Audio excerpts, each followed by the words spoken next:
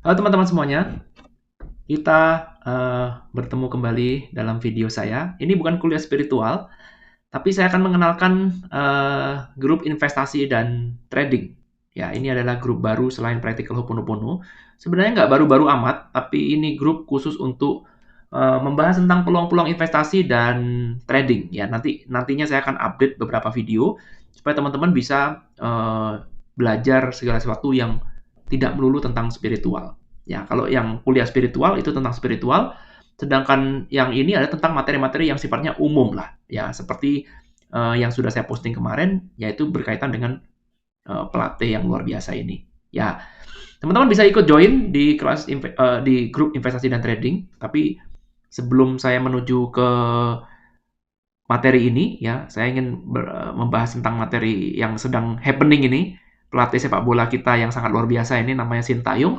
Tapi sebelum menuju ke sana, saya ingin menjelaskan pada teman-teman karena kemarin banyak yang bertanya, Pak, saya kenapa kok nggak bisa di approve, nggak bisa di add di dalam grup investasi dan trading ya. Ini ada grup, ini ada apa namanya, ada tambahan filter karena saya melihat di sini banyak juga teman-teman yang tujuannya adalah spamming ya. Jadi teman-teman tujuannya adalah spamming. Jadi sama Facebook sekarang sudah dikasih filter. Ya, dikasih filter sekarang ada namanya fitur namanya admin assist. Ya, jadi eh, Facebook bisa bisa menjadi robot, bisa ikut campur dalam menentukan apakah member itu bisa diterima apa enggak. Saya sudah menentukan sebuah kriteria, ya approve member, automatic ya, approve member. Apabila nomor satu adalah teman-teman harus menjawab pertanyaan. Ya, di situ ada pertanyaan yang cuma simpel-simpel aja, ya dijawab.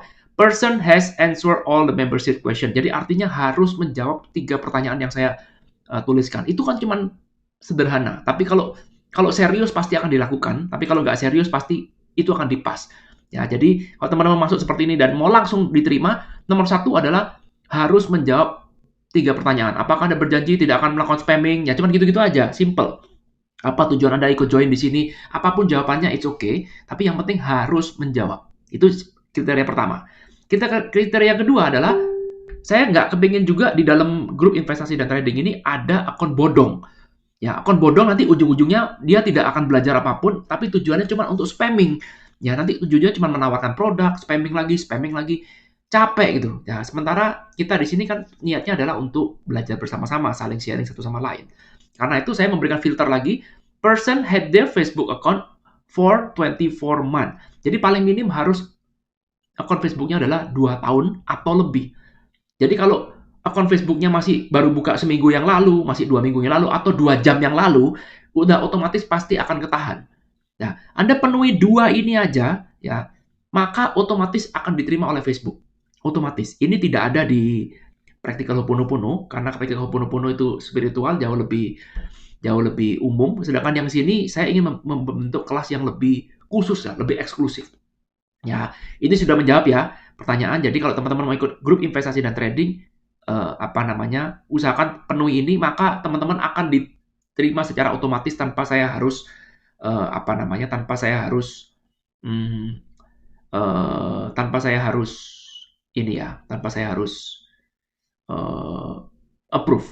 Ya, sama juga kalau publish nggak bisa. Jadi kalau incoming post atau publish post, kalau ini sudah saya matiin. Jadi ini untuk mencegah teman-teman tidak spamming. Ya, seperti itu. Cuman itu aja, simple. Dan sekarang mari kita bahas pembahasan kita di grup investasi dan trading ini yang berkaitan dengan si pelatih yang sangat luar biasa ini. Kita geser ke bawah ya.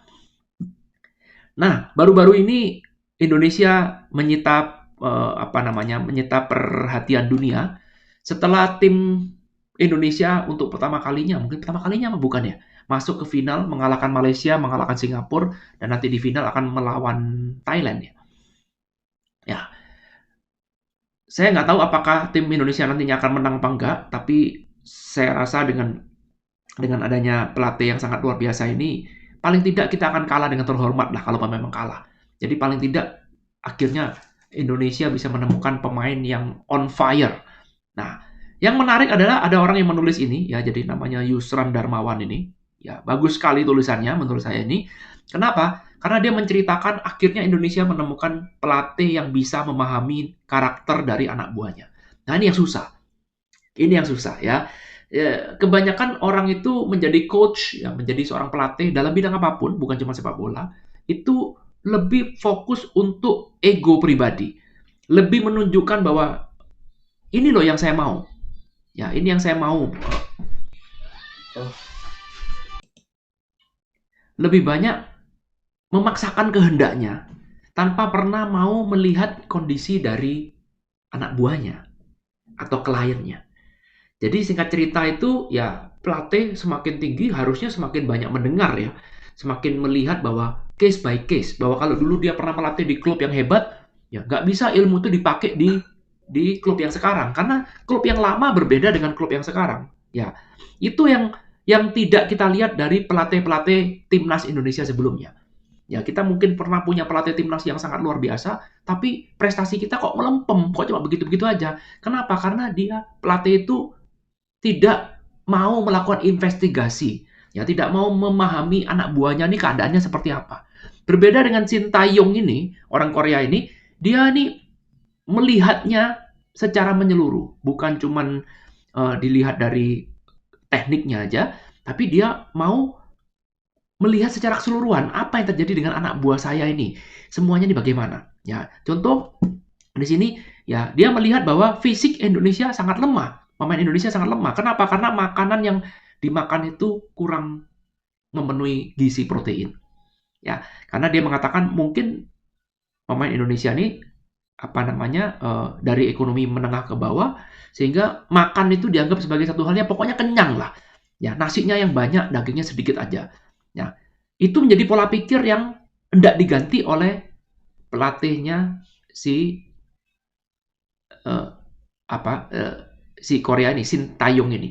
Nah, Shin Tae-yong ini membawa pelatih fisik juga orang Korea juga, ya.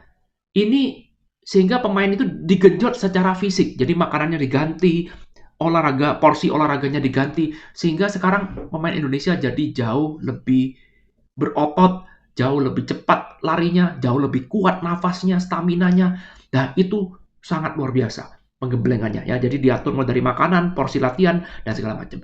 Nah, tapi fisik yang luar biasa gak ada gunanya juga kalau tidak dibarengi dengan teknik. Teknik, oke. Semua pelatih fokusnya ke teknik. Ya, main sepak bola kita kejar tekniknya, kita tambahkan teknik. Oke, bagus. Fisik sudah oke, teknik sudah oke, mental tidak oke. Gak ada guna juga. Ya, ini yang menarik sekali dilihat di penjelasan kelemahan fisik Indonesia di banyak pertandingan ya. Ini tadi ya fisiknya ya. Jadi fisik Indonesia hanya bermain satu babak aja, di babak kedua sudah mulai turun. Ya. Nah, lalu kemudian mental juang juga lemah. Ya, selalu kalah duel, disenggol sedikit langsung tumbang. Nah, ini perhatikan di sini ya. Melihat dari sisi mental, menurutnya pemain Indonesia terlalu baik dan pasrah. Nah, ini dia nih. Ya. Ini menurut saya karena kita tidak sedang berbicara spiritual, ya, kita tidak sedang berbicara spiritual, maka ini ada menjadi penyeimbang. Kalau Anda berbicara spiritual, baik dan pasrah, ikhlas pasrah, itu bagus banget dalam hal spiritual.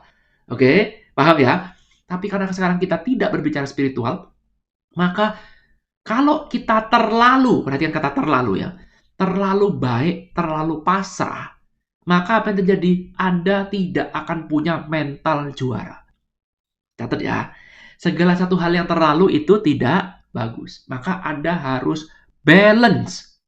Saya ulangi lagi, Anda harus balance. Inilah gunanya grup investasi dan trading. Kita membalancekan apa yang sudah kita pelajarin di kuliah spiritual. Paham? Jadi kalau sekarang Anda belajarnya cuma spiritual toh, ya cuma belajar spiritual, akhirnya jadi mabuk spiritual, fanatik terhadap spiritual, ya maka ya ini tadi dampaknya adalah Anda akan menjadi orang yang baik dan pasrah. Ya, kalau ditanya, impiannya apa? Nggak ada, Pak. Ya, saya cuma hidup mengalir aja, Pak. Ya sudahlah, perusahaan ini kita jualan kalau profit ya udahlah, nggak profit ya udahlah, kita pasrah, Pak. Ikhlas pasrah, ikhlas pasrah. Spiritual banget kan? Ya. Kalau nggak profit, ya mungkin bukan jodoh saya, Pak. Mungkin kalau memang jodoh saya kan uang nggak akan kemana. Nah, ini yang saya amatin dan saya garis bawahi, orang ini benar-benar luar biasa. Ya, kenapa bisa luar biasa? Karena saya pernah atau sekarang ini hidup di dua budaya yang berbeda. Ya, saya beruntung sekali ya, saya menghabiskan hidup kurang lebih 35 tahun tinggal di Indonesia. Di Amerika saya belum lama, belum ada 10 tahun saya tinggal di Amerika, ya. Nah, lalu kemudian saya bisa merasakan sekali perbedaan antara budayanya ya, antara saya tinggal di Indonesia dengan tinggal di Amerika. Saya tinggal dengan budaya timur dengan budaya barat. Sekali lagi, tidak ada yang lebih baik. Tidak ada yang lebih baik. Tapi kita harus membalancekan. Oke, segala yang kurang kita lebihkan, yang lebih kita kurangin. Ya, paham ya? Budaya timur dan budaya barat. Dua-duanya bagus, dua-duanya punya plus, punya minusnya sendiri-sendiri. Tapi kita sebagai orang manusia, sebagai orang wajar, orang normal, orang biasa-biasa aja, kita tidak perlu fanatik terhadap budaya timur dan budaya barat. Tapi kita mengambil sisi positifnya, membalancekan antara timur dan barat. Itu yang bijaksana. Oke, yang tidak bijaksana adalah yang menjadi fanatik mendewa-dewakan bahwa timur lebih bagus daripada barat, Pak.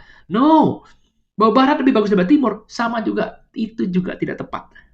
Oke, nah apa sisi positif dari budaya timur? Sisi positifnya adalah kita menjadi orang yang low profile, jadi orang yang ramah, orang yang siap membantu siapa saja, ya orang yang berpikir positif dengan orang lain. Oke, ya orang yang sopan, orang yang menghormati orang tua misalkan.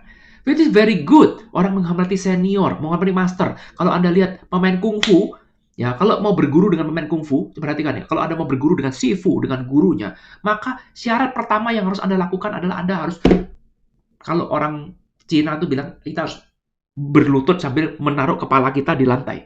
Itu namanya kita memberi penghormatan yang paling dalam, kepala ditaruh lantai. Kalau Anda mau karate, sebelum Anda memulai, apa yang Anda lakukan? Anda harus menunduk. Ya, menunduk kepalanya disejajarkan dengan badan, itu menunjukkan bahwa saya merendahkan ego, betul? Ya, kalau Anda mau lihat film kungfu sebelum bertarung, sama juga. Tangannya dikepalkan, lalu kemudian kita mengatakan, Jing. Nah, itu artinya, mari silakan. Itu kita menghormatin, betul? Ya, Anda di budaya barat tidak pernah diajarkan untuk menundukkan kepala, nggak pernah. Bagi orang barat, mereka menyanjung-nyanjung namanya kepala. Betul? Namanya isi otak, namanya logika. Nggak ada ceritanya saya itu mau menaruh kepala saya di lantai demi seseorang misalkan. Entah orang itu lebih tua, entah orang itu lebih muda. Bagi orang barat sama. Cara mereka menghormati orang tua berbeda dengan cara kita menghormati orang tua. Bagi budaya timur, berbeda. Ya. Nah, dalam budaya barat sulit sekali belajar spiritual. Sulit. Kenapa? Karena mereka tidak mau meletakkan kepalanya di lantai. Ibaratnya kita belajar sesuatu, orang barat itu cenderung untuk berdebat. Cenderung untuk bertanya, mempertanyakan, berpikir logis, kritis, ya, sehingga gelasnya ini penuh. Mau belajar spiritual itu gelasnya penuh dulu. Apa yang mau Anda pelajarin? Nggak ada. Sedangkan orang di budaya timur, kita mempunyai respect terhadap senior kita, terhadap master kita, terhadap orang yang lebih tua daripada kita. Respect artinya kita menaruh kepala kita di bawah. Sehingga kalau sekarang kita mau berguru nih, kita sudah diajarkan kita untuk menghormatin guru kita, siapapun dia. Itu tetap saya pakai. Meskipun dia mungkin lebih goblok daripada saya, mungkin dia tidak tahu pinter, tapi ketika di kelas, saya tidak punya keinginan untuk menghancurkan si guru itu, karena itulah moralitas yang diajarkan dalam budaya timur. Sampai sini bisa diikutin? Oke, itu susah. Karena itu belajar spiritual lebih cepat budaya timur. Karena budaya timur, begitu kita belajar suatu ilmu, kita langsung masuk dalam satu tahap namanya surrender. Ikhlas pasrah. Bagus? Good ya? Sehingga kita belajar satu hal yang baru, gelas kita kosong. Lah ini gimana kita mau belajar sesuatu hal yang baru kalau gelasnya sudah penuh? Ya, kita tidak diajarkan untuk berbicara kritis, tidak diajarkan untuk bertanya kritis, mempertanyakan segala macam hal. Sulit. Ya, tapi ada sisi negatifnya. Sisi negatifnya budaya timur adalah Anda jadi orang yang terlalu pasrah, terlalu baik, kurang punya ambisi, gampang dibohongin, gampang menurut. Karena itu sekarang banyak sekali pemuka agama palsu. Ya, dia menggunakan agama untuk menipu. Dia gunakan agama untuk memperkosa misalkan. Kenapa? Karena terlalu pasrah, terlalu menghormatin guru. Padahal guru pun juga ada yang jelek. Karena kita tidak kritis. Nah, inilah yang dilihat oleh si pelatih Korea ini. Dia melihat pemain Indonesia ini terlalu baik dan pasrah. Dan ini saya setuju banget. Karena saya sendiri juga begitu. Baik dan pasrah. Polos gitu loh. Ya, artinya kalau kalah ya udahlah. Ini namanya kita sudah mencoba. At least saya mencoba kan. Oke, berpikir positif lah. Oke, gimana Anda bisa maju kalau Anda tidak punya ambisi? Ya, di dalam sepak bola kebaikan itu tidak berguna. Anda harus melihat pertandingan itu sebagai perang. Disitulah Anda punya semangat menang, mengalahkan. Harus siap bertarung, kalau perlu membunuh. Kalau Anda di kelas spiritual, wah Pak ini nggak spiritual banget. Tapi kalau di sini, ingat, kita balance. Ketika kita kurang motivasi, kita kurang semangat, kita sudah cenderung untuk loyo, tidak semangat, mengalir aja. Itu saatnya Anda perlu punya pelatih seperti ini. Paham maksud saya? Tidak ngomong baik, tidak ngomong jelek. Ya sekali lagi, segala satu yang berlebihan itu salah. Jadi kalau sekarang ini diperlakukan di Amerika, mungkin ini berlebihan. Kenapa? Karena kita di sini sudah cukup berambisi. Kita di sini sudah cukup kritis. Ya, kita di sini nggak menganut sistem baik dan pasrah. Harus direm pakai spiritual supaya kita balance. Paham maksudnya? Ya, paham ya? Jadi tergantung kebutuhan. Semua itu sudah baik adanya. Ya, jadi kalau sekarang kita melihat kebutuhan anak buah kita, sekarang anak buah kita sangat terlalu baik dan pasrah, maka kita perlu asupan gizi yang seperti ini. Diajarkan bahwa ini seperti medan perang. Kita harus punya semangat menang. Kalau sekarang Anda nggak punya semangat menang, bagaimana Anda bisa sukses? Bagaimana Anda bisa menjadi tim yang hebat? Harus punya desire, harus punya impian, harus termotivasi untuk mencapai itu. Jangan gampang menyerah. Ya, belum bertanding udah menyerah, jangan dikit-dikit pasrah, jangan dikit-dikit power Pak, ini bukan force, power. Aduh lah, sudahlah, stop, jangan pakai alasan law of attraction, alasan power and force untuk menutupin ketidakmauan Anda untuk berusaha secara maksimal. Ya, pelatih saya dulu, pelatih pingpong mengatakan seperti itu. Ketika Anda bertanding, jadilah orang untuk menunjukkan diri Anda terbaik. Hasil latihan Anda selama ini tunjukkan. Keluarkan semuanya, luapkan semuanya. Jangan sungkan, jangan takut. Nanti ketika Anda menang atau kalah, itu urusan belakang. Setelah pertandingan selesai, sudah mari kita bersalaman. Nah, lucunya, jangan bersalaman dulu sebelum Anda bertanding. Jangan nanti kita berdamai setelah kita sudah selesai. Artinya, masing-masing kita mengeluarkan yang terbaik. Kenapa? Karena musuh kita pun juga butuh kompetitor yang kuat supaya bisa maju olahraga ini. Betul? Ya misalkan kita main sepak bola. Kalau sekarang pertandingan antar klub liganya aja sudah tidak karu-karuan, ya, penuh dengan intrik, penuh dengan kolusi uang, dikit-dikit ngalah, dikit-dikit diatur wasit, dikit-dikit ya sudah pasrah. Bagaimana sepak bola kita bisa maju? Nggak bisa. Dalam semua hal itu juga berlaku. Ya, kalau Anda ingin maju, maka perlu ada persaingan. Perlu kompetitor yang kuat, perlu kompetitor yang ngotot, dan Anda pun juga ikut ngotot. Nah, kalau sekarang kompetitor kita lemah, Anda juga lemah, maka apa yang terjadi? Nggak akan kuat. Betul? Orang yang mabuk spiritual nggak akan setuju dengan ini. Nggak akan setuju. Karena itu kita katakan pada diri kita sendiri, saya akan berlatih keras, saya akan jadi kompetitormu, kompetitor yang paling kuat. Saya akan hancurkan kamu sehancur-hancurnya. Nah, mari kita tunjukkan yang terbaik. Itu baru namanya mental juara. Mana ada seorang atlet tidak punya ambisi menang? Nggak ada. Karena itu orang-orang yang mabuk spiritual biasanya tidak punya prestasi. Prestasinya cuma gitu-gitu aja. Karena tidak punya impian. Ya, tidak punya motivasi. Mengalir aja. Udahlah Pak, jodoh-jodohan lah. Ikhlas pasrah Pak, ikhlas pasrah aja. Mengalir aja, ikhlas pasrah.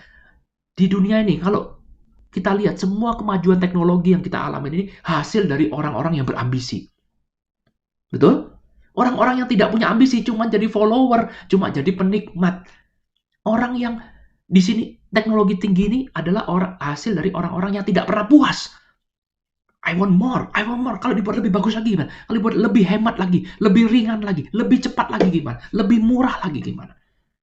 Tapi kalau dikit-dikit, ya sudahlah, puaslah. Untung-untung kita bisa begini. Mari kita syukuri. Dikit-dikit kita syukuri. Sekali lagi ya, sekali lagi, saya harus tekankan.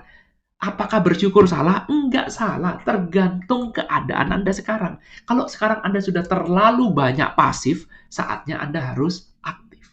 Tapi kebalikannya, kalau sekarang Anda sudah terlalu terbakar sama desire, terlalu kuat desire Anda, maka harus direm dengan cara belajar spiritual. Ya, saya ingin menjadikan grup ini sebagai grup untuk memotivasi Anda untuk lebih punya desire, lebih punya semangat untuk meraih impian Anda.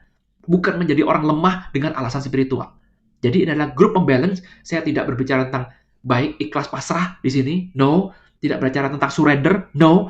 Anda harus berjuang untuk mendapatkan apa yang Anda inginkan. Berjuanglah dengan sebaik-baiknya.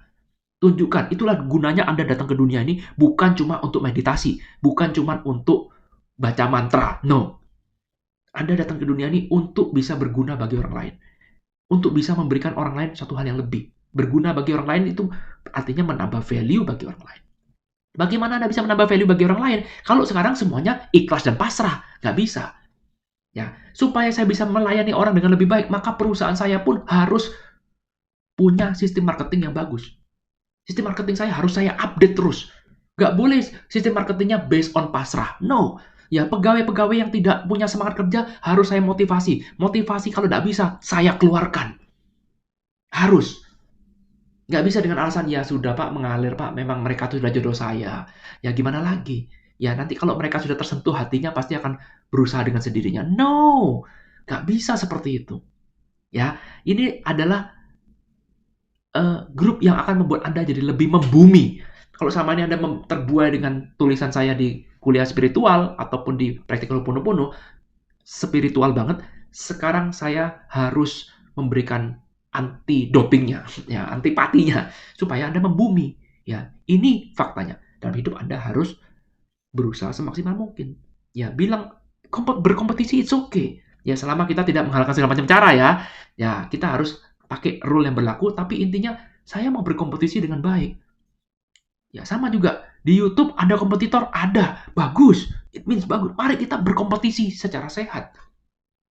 Mari kita tunjukkan pada kompetitor kita, kalau memang kita yang terbaik, tunjukkan. Like. Dengan saya seperti itu, maka saya berpikir lebih efisien, saya akan melayani orang dengan lebih baik. Betul? Bukan saya malah menjelek-jelekkan kompetitor, enggak. Mari kita berlomba-lomba melayani sesama kita, melayani audiens kita. Itu baru positif. Sama juga, mari kita sama-sama latihan sepak bola nih, fisik, segala macam, supaya demi kemajuan sepak bola. Supaya kalau kamu sekarang lihat saya lebih bagus lagi, ini akan menjadi motivasi kamu untuk berlatih lebih giat lagi. Sehingga sepak bola Asia jadi lebih bagus. Bukannya malah kita memusuhin musuh kita. Bukannya malah kita takut menang. Ya, mentalnya orang Indonesia, takut menang. Sungkan, Pak. Biarin aja. Saya pun mengalami hal yang sama loh. Sama. Itu ada problem saya. Ya, karena itu saya butuh orang-orang seperti Korea ini untuk diri saya sendiri. Saya nggak butuh pelatih yang ikhlas pasrah. Saya nggak butuh pelatih yang menyadarkan, ayo kesadaran. Disadari aja. Semua itu cuma ilusi. Sudah nggak butuh. Karena saya sudah terlalu banyak di situ. Saya butuh pelatih yang, come on, ayo. Kamu bisa. Jangan menyerah cuma di situ. Coba lagi. Coba lagi. Jangan menyerah. Coba lagi. Nah, itu dia. Oke, sekarang teman-teman jadi punya masukan. Ya, jadi artinya nggak ada yang salah dengan motivasi loh ya. Jangan belajar spiritual lalu mengatakan bahwa motivasi tidak ada guna, motivasi adalah level yang lebih rendah daripada spiritual. No, kita hidup harus balance. Ya, tergantung kebutuhan. Ketika Anda terlalu ambisius, ya, terlalu ngejar segala satunya dengan berlebihan, itu juga nggak bagus. Anda dikendalikan oleh impian, ambisius semua, dihalang segala macam cara, dihajar kiri, hajar kanan. Anda harus ngerem. Ngeremnya Anda belajar spiritual. Tapi kalau Anda sekarang posisinya sudah seperti belajar spiritual, terlalu banyak mabuk spiritual sehingga Anda menjadi pasif, nggak ada karya, pokoknya cuma ikhlas pasrah, duduk diam mengalir menunggu bola datang, ya Anda perlu berada di grup ini. Oke, kita nantinya akan belajar banyak hal yang tidak spiritual. Ya, nanti ujung-ujungnya memang ada spiritualnya, pasti nyempet-nyerempet, tapi ini grup adalah untuk membalancekan Anda. Good? Sampai ketemu di video selanjutnya. Selamat datang di video investasi dan trading. Semua videonya seperti ini akan saya post di investasi dan trading. Ya, tahun depan saya akan coba berkomitmen untuk lebih intens lagi dalam menjalankan grup investasi dan trading ini. Kalau selama ini kita lebih banyak di grup kuliah spiritual, kita sekarang bikin grup investasi dan trading juga sebagai pembalance-nya.